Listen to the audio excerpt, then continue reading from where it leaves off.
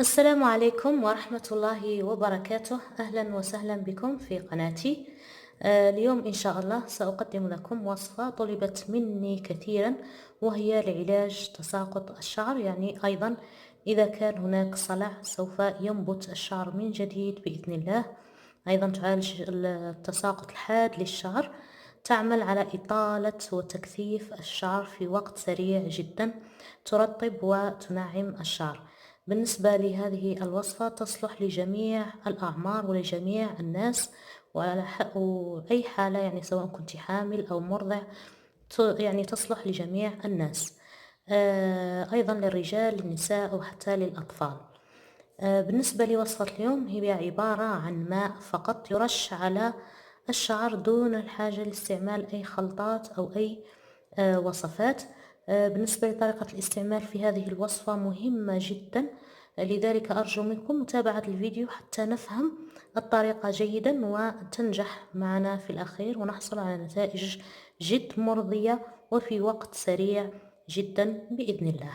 نبدأ مباشرة في عمل هذه الوصفة، ودائما أتمنى وأطلب منكم لايك وشير للفيديو حتى يستفيد أكبر عدد من الناس.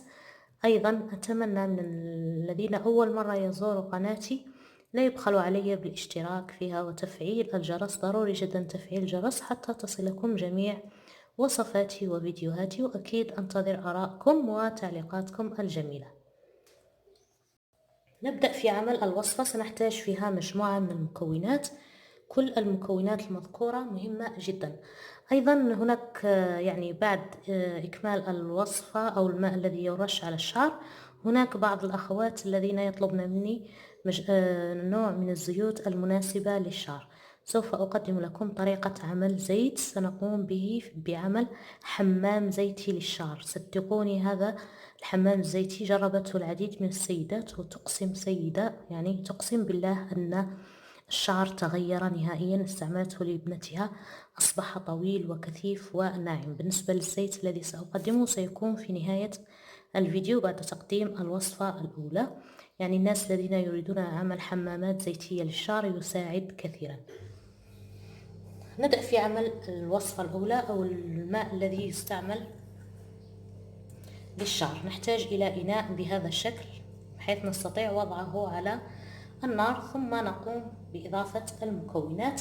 نحتاج إلى أول مكون وهو إكليل الجبل. إكليل الجبل. بالنسبة لإكليل الجبل من الأحسن أني نستعمل إكليل الجبل الذي نستخلصه من أو الذين نقوم ب يعني نجيبه من الجبل مباشرة. يعني لا نستعمل إكليل الجبل الذي ينبت في الحدائق أو المنازل، الحدائق الخاصة بالمنازل. أتمنى أنكم تكونوا فهمتم الفكرة. نحتاج إلى ملعقة كبيرة من إكليل الجبل. ثم نحتاج إلى المكون الثاني وهو أوراق السدر. أيضا نحتاج إلى ملعقة كبيرة من أوراق السدر. ثم نحتاج إلى المكون الآخر وهو البابونج أو أزهار البابونج، تقريبا ملعقة كبيرة من أزهار البابونج. والمكون الآخر نحتاج منه تقريبا ملعقة صغيرة فقط أو نصف ملعقة صغيرة من حبوب الحلبة. بالنسبة للحلبة نعلم جيدا أن رائحتها قوية، سنحتاج إلى ملعقة صغيرة فقط من حبوب الحلبة. يعني بعد إضافتها لهذه المكونات الرائحة لن تكون قوية نهائيا. نخلط المكونات كلها مع بعض، ثم نضيف كمية تقريبا أكثر من نصف لتر من الماء.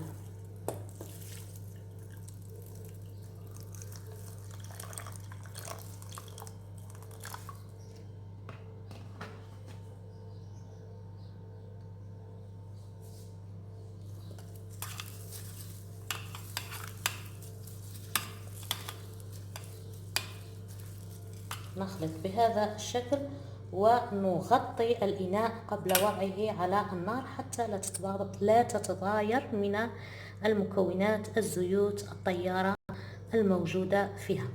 نغطي الإناء ونضعه يغلي على النار لعدة دقائق خفيفة فقط، ثم نغطي الإناء ونتركه حتى يهدأ. بالنسبة لطريقة الاستعمال قلت هي مهمة جدا. بعد غسل الشعر وبعد ما يجف الشعر قليلا، يعني لا يجف بالكامل، نأخذ كمية من هذا الماء يكون دافئ ونضعه في قارورة بخاخة ونرش به الشعر ونتركه على الشعر، لا نغسله بعدها. بعد يوم أو يومين نقوم أيضا بتدفئة كمية الماء التي بقيت، ونقوم بنفس الطريقة نرش الماء على الشعر. بالنسبة للأطفال الصغار أيضا ممكن نستعمله للأطفال الصغار للكبار، وهكذا يعني كل يومين أو 3 نقوم برش كمية من هذا الماء. نقطة مهمة جدا وهي المداومة، يعني لا نستعمل الوصفة مرة أو مرتين ونقول أنه لم تكن هناك نتيجة. بالعكس، ضروري جدا أننا نداوم عليها فترة من الزمن حتى نحصل على النتيجة المطلوبة بنفس الطريقة. ممكن أننا نساعد هذه الوصفة بعمل حمام زيتي قبل غسل الشعر. بالنسبة للحمام الزيتي سأقوم بتقديمه الآن أمامكم، يعني بطريقة بسيطة جدا. يعني قبل غسل الشعر نقوم بعمل حمام زيتي بالزيت الذي سأقدمه، وبعدها نقوم بغسل الشعر عادي. ممكن أننا نستعمل الوصفة الأولى لوحدها فقط، ولكن النتيجة تكون بطيئة نوعا ما. بالنسبة للحمام الزيتي الذي نستعمله، نقوم بأخذ كمية من زيت الزيتون، يعني كمية تقريبا نصف كوب من زيت الزيتون. بالنسبة لزيت الزيتون من الأحسن أنه يكون أصلي أكيد، وإذا توفر عندنا زيت الزيتون البكر يكون أحسن بكثير. يعني زيت الزيتون البكر فوائده أعظم من زيت الزيتون العادي. نأخذ كمية تقريبا نصف كوب من زيت الزيتون،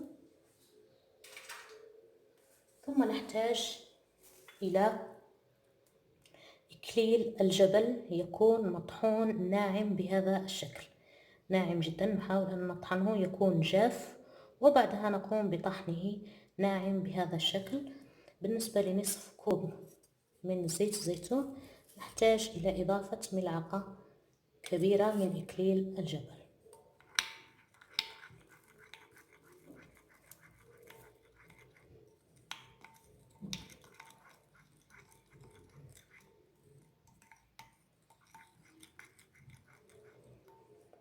بعد خلط المكونين جيدا نقوم بتغطية، يعني من الأحسن نضعها في علبة أو برطمان زجاجي.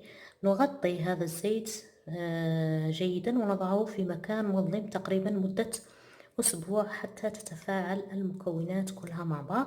يعني بين المرة والأخرى نحاول خلط الزيت جيدا هكذا بهذا الشكل ونتركه يعطي مفعوله.